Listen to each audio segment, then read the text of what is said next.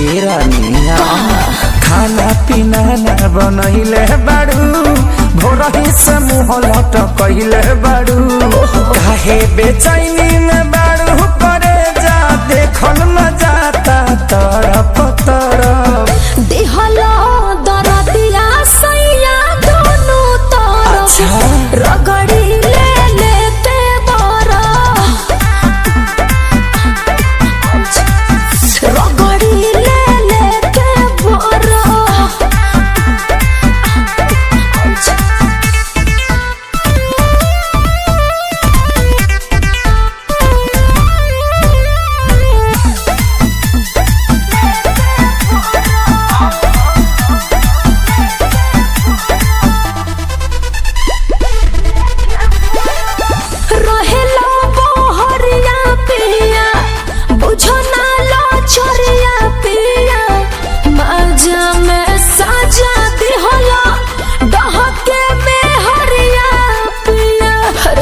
बुझत कहीं नहीं नाही गलती तुहारी सुन धनिया हमार रहे तोहरो त मन आगे बढ़े परिवार